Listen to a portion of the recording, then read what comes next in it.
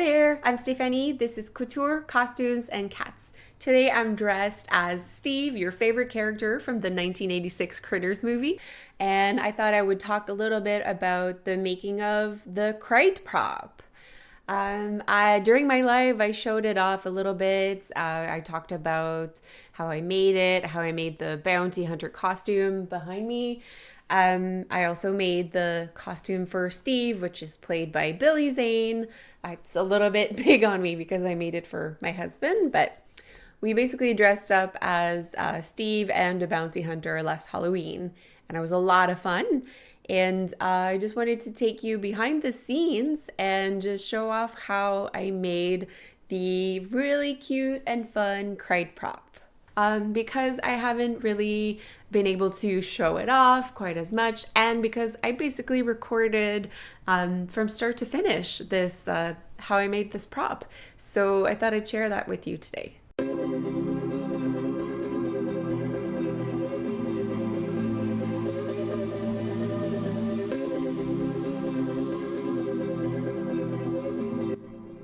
So I kept it quite simple when it came to the materials for this prop. I used just a cheap black fleece. I love to work with fleece. It's really easy to sew and it doesn't fray and it's very forgiving because it's kind of stretchy. So it was basically perfect and it has a nice texture. So I basically drafted a pattern just for this like little plush. It's just an elongated circle with a dart at the top and the bottom. So once you sew the dart, you just sew the front to the back. And you sew all around, leaving a little opening so that you can actually stuff it.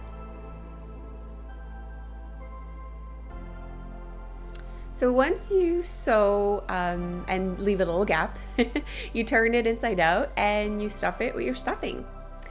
I used fabric scraps for the stuffing because I have a lot of those lying around, but also because it's a little heavier than the polyfill, and I think that worked really well for a prop. It added a bit of weight, so it made my prop just feel more real.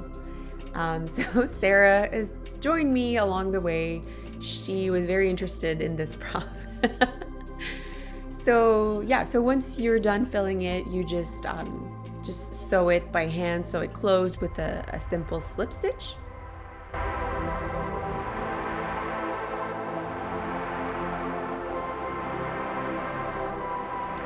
So if you remember the Krites in the movie, they are covered in fur.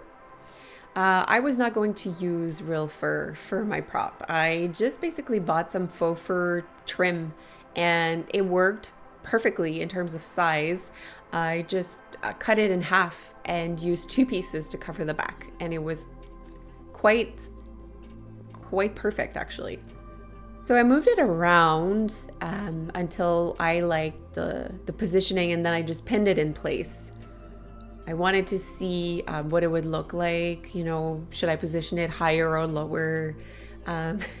Sarah's back, of course. She's very interested in the faux fur. So once I pinned it in place and I was happy with the positioning, I just glued it down. I thought about sewing it in place, but I feel like that would have been complicated. I would have need to use a like a curved needle so I can go through the prop and out. And since I haven't really done that before, I decided to just glue it in place with hot glue. It's you know, it's not a thing that I'm going to want to wash, so hot glue is actually perfect in this case. So if you're gonna glue fabric to fabric, just use hot glue and just use a lot of it. I really wanted this to be, you know, seamless. So I just basically did it in parts, just kept lifting the trim, gluing it a little bit, lifting it up, gluing a little bit, and making sure that there was basically glue all over. And it worked really well.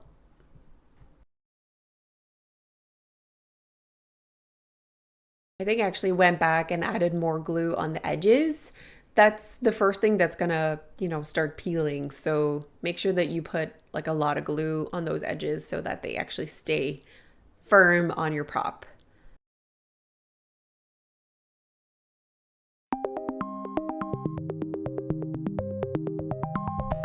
Oh, now for the legs.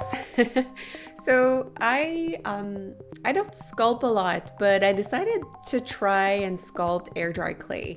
It's basically the first choice I had because it's very cheap and very easy to manipulate. So I thought if it works, it'll be the best possible scenario. So I basically modeled those feet after just like chicken feet, making them look wrinkled and creepy. But I made them a lot stubbier, and I made the base kind of more hollow, so there would be some stability. The prop is a working prop. It actually like stands tall. So that was actually the best thing I could have done, was to add kind of like a hollow under the heel to make it a little bit more stable. I also added a hole on top so that I could put the glue in and it would pool there and it wouldn't go everywhere once I decided to glue it to the prop. And I made little claws separately so there would be more texture, that they would look like they're actually like coming out of the foot. And then I basically just added some wrinkles with a butter knife. And it worked really well. I was really, really happy with it.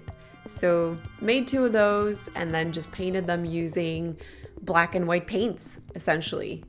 And, just added a little bit of texture with the shading and the black and white paints, and just making it look like dirty and tattered. I didn't want the claws to be like a perfect like ivory white, so I added a little bit of black in there too to make them look like rough and dirty, and it worked really well. I was really, really impressed.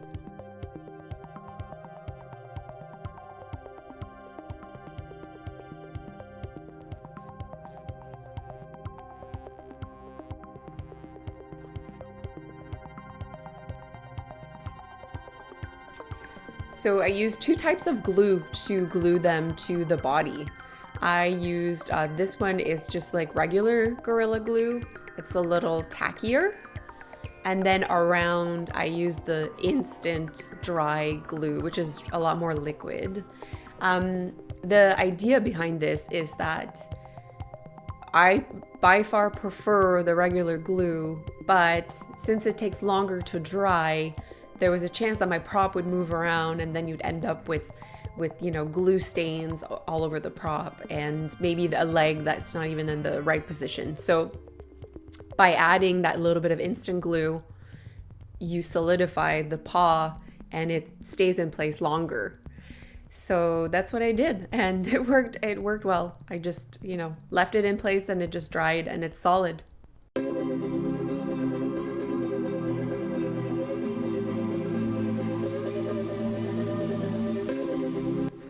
So that's pretty much it for my Krite prop. I'm hoping to wear it around at a Comic-Con maybe in the future, or another costume party.